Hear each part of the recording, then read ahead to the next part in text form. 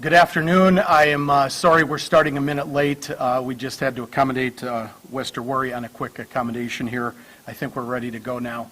I'm joined, again, my name's Frank Haney, and I'm joined today by Rockford Mayor Tom McNamara and Winnebago County Public Health Administrator Dr. Sandra Martell. The state of Illinois reported today that there are now 31,508 confirmed cases in the state. That is up from less than 100 on March 18th.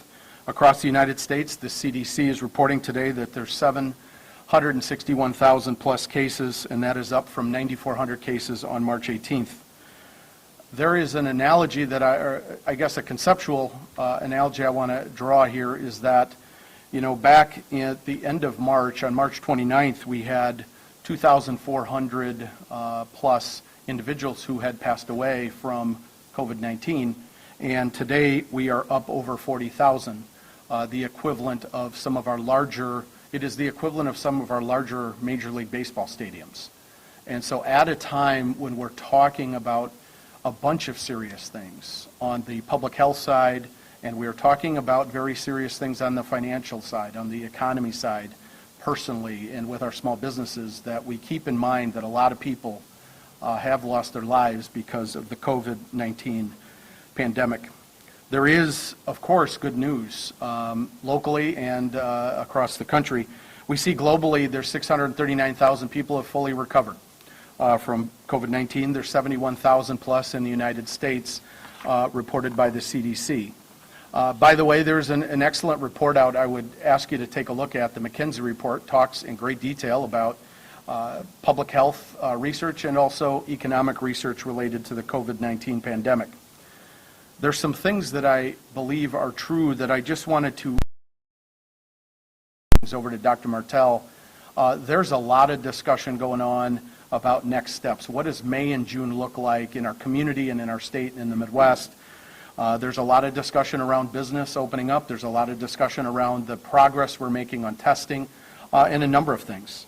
I would just say this, looking back, we've been chasing this from very early on, and we're making great progress, but it's been an uphill battle.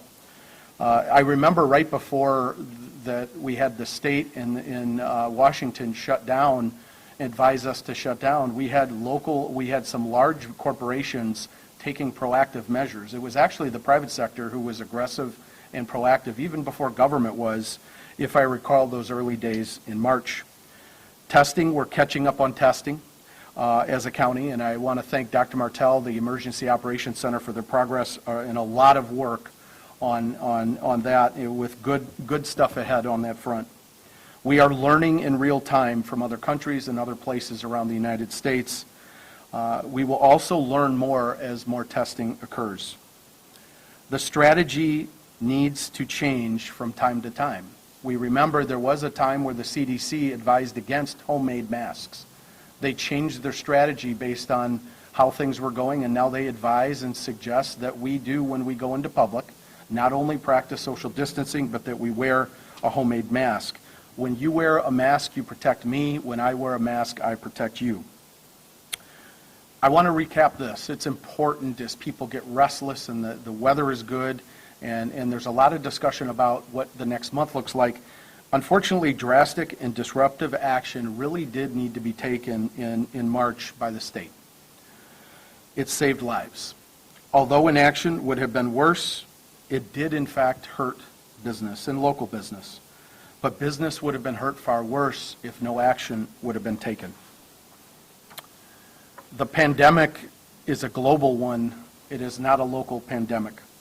When you look at the effect it's had on the market, the Dow, even oil futures, there is a reason that you see gasoline prices as low as you do, and it is not because what is happening on one particular zip code in the Rockford region. It's what's going on across our country and across the globe. Some of our companies locally that are struggling do business locally. Some of the companies locally do business throughout the Midwest and the world. Many are affected in many different ways. When we see the aerospace leadership of Collins Aerospace talk about the fact that they made some changes because 96% of flights have been affected adversely in the United States, and similar globally, we can see what a broad reach this has had. Many have been hard hit. I want to take a second and talk about the governor's order that is set to expire on April 30th.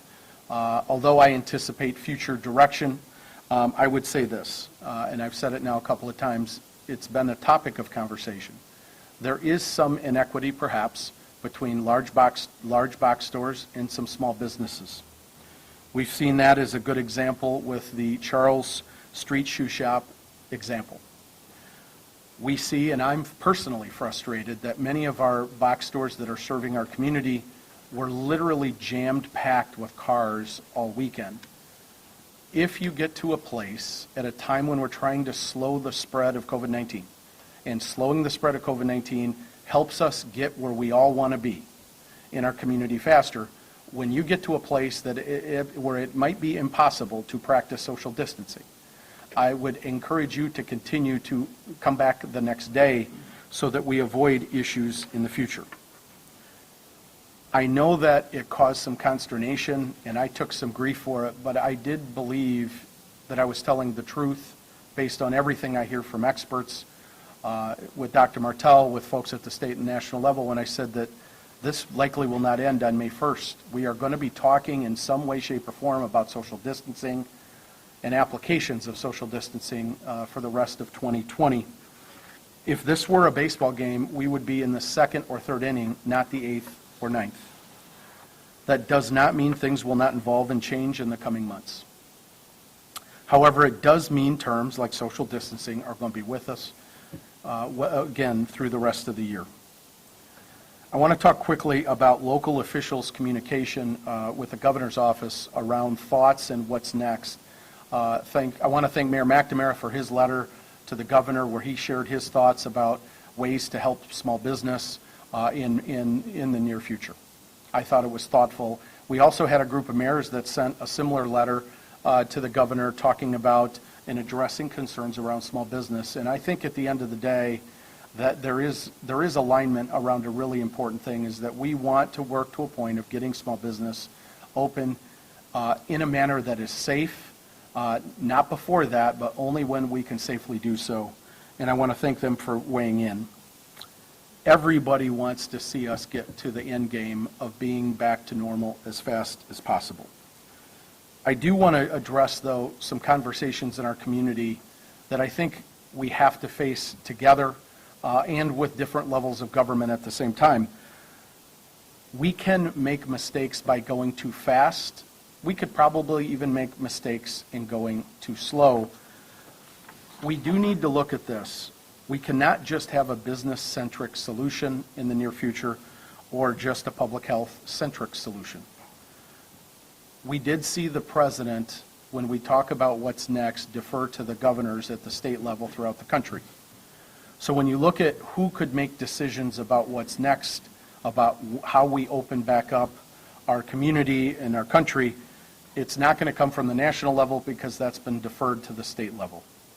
You did see the governor last week announce a multi-state partnership that is bipartisan that says they want to look at reopening the Midwest across about 5 states. You also have some talking about taking a regional approach. The problem with using the word regional approach, some people are referring to 5 states as a regional approach. Some people are talking about 8 or 10 county approach to how we would open up. Other people are talking about 1 or 2 counties working together. And I would just say this, is that I think at the end of the day, since it's the governor's call and not mine or anybody else up here, it comes down to this. You're probably not going to see 1,000 different municipalities, it being left to 1,000 different municipalities to determine when and how they're going to open up. You're probably not going to see, with there being 102 counties in the state of Illinois, that being deferred to the county level. I do not believe that would be strategic. I also think that it would probably, it's not going to be strategic to say, well, Winnebago County, Boone County, and Stevenson County, you decide on your own how you're going to go about doing this. Do we know some of the people involved in this? Absolutely. However, that is very unlikely to be the case. What I see happening at the end of the day is that we reopen business based on a phased plan driven by state-level public health metrics. I think we should proceed forward with an eye on opening business, finding ways to responsibly and effectively do that, but it has to have a public health metric tied to it. And that probably is not going to come from 102 different public health administrators. There's going to be some coordination, I believe, at the state level. We all want to see things get back to normal. We all share that in common. How we get there is really important. If we do it the wrong way, it could actually set us back. Just very briefly, want to talk about state and federal help. Small business needs more help from our state and federal partners. Small business needs more help from the Small Business Administration. Individuals who are unemployed need more help from IDES as they build more capacity in their system. Local government needs more help from our state and federal partners as well. Winnebago County Finance Committee met last week, and we are projecting a $6.58 million shortfall compared to our projected budget from revenues and fees based on the COVID-19 situation. We do need to see a fourth and maybe fifth and perhaps a sixth stimulus bill from the feds. We need to see local government who delivers local services, the services that people count on the most, addressed in future stimulus bills. I am frustrated that the state of Illinois is not even in session. There's been a lot of talk about tax relief. I would really like to see there be income tax relief at the state level. You have to be in session to have that discussion. And if you have that discussion, do not carve out the local small piece that goes to local government. Look at it from a Springfield level. There's questions regarding comments that have been made by IDPH about how the state deals with death counts. I'll defer to Dr. Martell to address that. That has caused some confusion. You know what I've learned is this. Sometimes we say things that can be understood when we need to say things that cannot be misunderstood. So I'll defer to Dr. Martell to explain how that process works because it's really important that we're on the same page. Lastly, the YMCA of the Rock River Valley, I just want to give them a very quick shout out as I close things down and before I turn over to Dr. Martell. They're doing a fantastic job caring for children of first responders. They're serving up to 70 children daily of, again, having parents of first responders.